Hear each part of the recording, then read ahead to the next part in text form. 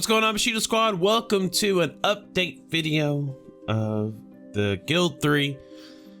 So, long time no see. How's everybody doing? Hope you guys are doing swell. I have been working very hard at work, but I woke up this morning to a small little gift from Scandal, one of the developers of the Guild 3. Alright, so let's go over this build number and see what's in store for us. We got a lot of stuff that's going to be coming out on this patch, I think. So, all right. He says it's been a while. It's probably one of the most impactful patches of the Guild 3. And they're also a bit nervous and excited because we changed something that we've been using the most, is the production system. Woo-hoo-hoo! That's awesome. All right. All right, so new features.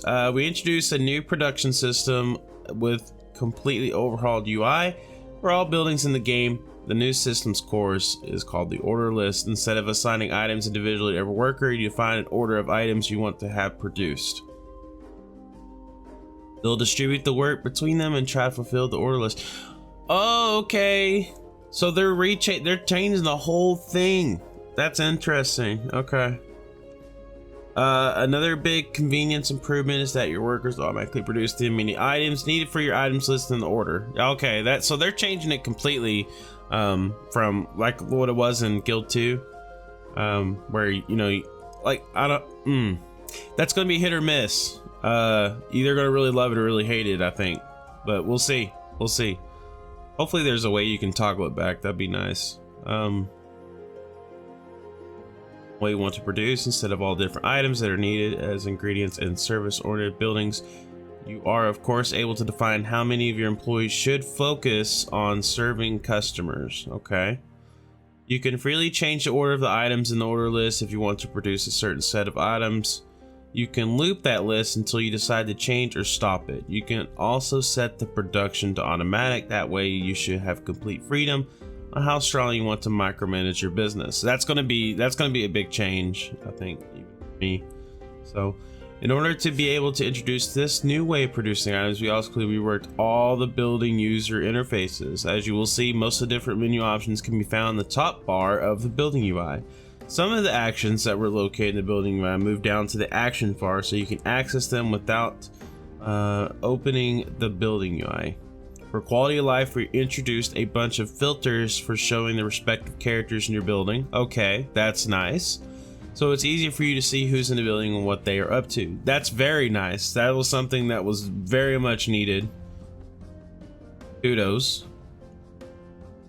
One thing that, in our opinion, was missing already for a very long time was a feature, actually, the stats of the building. You're able to upgrade them, but never saw actually what's the impact. Okay. That's pretty good. I mean, that's something minor, but it's good. So businesses need to be fed with resources, so it's time to control the base of the economy and get a grip of your resource producers. You're able to bid over the control of the mine, quarry, and lumberyard. Okay, we talked about this in one of our series. I can't remember which one it was, but we knew that feature was coming. So yeah, that's going to be fantastic. So you can rent production buildings. All right, that's going to be a game changer, boys. Another feature is something that we requested by you, the players. We were talking about selling a building. Up until now, you were only able to either destroy or sell it via trade to another dynasty. Well, from now on, you'll be able to decommission a building. When you decommission it, it'll be destroyed and you will get some of the value of the building back. So if you're in need of some coin, reducing your operation is now an option. Okay, that's good, because we destroyed our pub that one time, but we're making so much money it didn't matter anyway. So it's all about your history. We introduced the town crier back to the game. The town crier will walk the streets and announce historical events that happened during the year you were currently playing in. God save the sovereign. Okay, awesome. We started to add a new AI archetype. Archetypes are defined by certain basic behavior that influences the way the AI decides to act. When a new game starts, the AI is selecting an archetype randomly and will therefore behave differently even when having the same profession.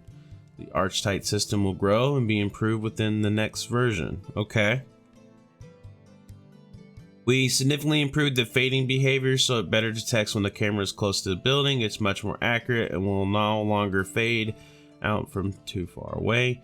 You'll have a bunch of early access names. Good. So the forum that they put out will have some early access names. So hopefully some of my people's submitted some names. We can get some people up in there. But we'll get early access, and we'll get some subs names in there. We'll see. All right, so content and balancing. This is going to be something that I am interested in. So the decision-making process, the AI when constructing buildings, they will now also construct residences and businesses outside of their home neighborhoods. Good. That means they're going to be moving into the big cities and competition. So that's really good. These changes also fixed the AI dynasties we're losing just after 2 rounds of career mode. Good. They were building warehouses like crazy. I never noticed that, but I'm sure it was happening. Another improvement we made is the AI handling objectives that timed out. Up until now, they were often replaced by the same objective. From now on, those objectives are put on the blacklist for a certain period of time. Additionally, the AI is now able to follow certain steps to accomplish said objectives. We extended the end liaison action to allow you to end romances. This way, you can end all means of love with a single button. Oh, okay. Good. All right. Bug fixes. This is something huge. And I probably never even noticed any of these.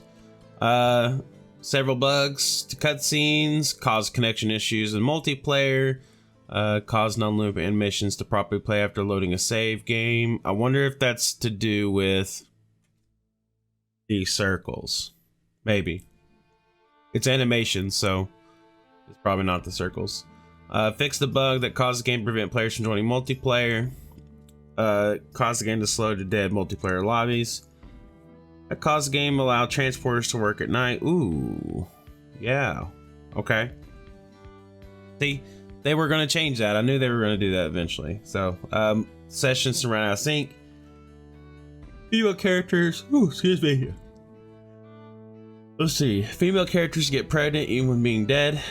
What the? I never noticed that. That's kind of cool though. Fix the bug that caused the game to discontinue dirty work of thieves after being unconscious after the avatar was in the scene. That caused the game to not show kidnapped characters. That allowed robbers to break into building under construction. That's kind of messed up. That caused workers to never seek treatment and eventually die of any sickness, often having infected all of their colleagues. Ew. Still count votes from judges who died before the final verdict was given. I've seen that one. Fixed the bug that caused the game to prevent players to zoom with the mouse wheel while the cursor was on top of a speech bubble. That's a very weird bug. Causing AI to promote and vote laws that are not beneficial for their families. Okay. So it looks like these are just some small things here, kind of going over multiplayer and how to open ports and verify the cache and stuff like that. So the next patch will be the big patch that I am very interested in. It's the patch where all the new businesses are coming out. Now there's no ETA on when this is happening according to the notes, so it's probably going to be a little bit, but I've been lucky for the past couple of nights. I've actually been coming home at a very decent time. So what I'm starting to think is I'm going to start recording again, and start doing, Guild 3 and then Phoenix Point and stuff like that. So I'm going to try to get back into the recording game, and I'm sorry, we didn't get the recordings gone, but yeah, I'll get back into it. But also the other thing is Anne series is going to end pretty much because this is a new patch and we want these new changes coming in, so we'll kind of restart Anne series and do handicraft now that we can rent buildings and stuff like that. We'll get back into it, but I'm more likely looking into the next patch, very much looking to the next patch. So we'll restart Patreon on the next patch so we can do like the haircut job and and then rogue for gravedigger and stuff of that nature. So anyways, looking forward to seeing you guys on the next video. God save the sovereign, and I will catch you guys on the next Guild 3 series. Peace.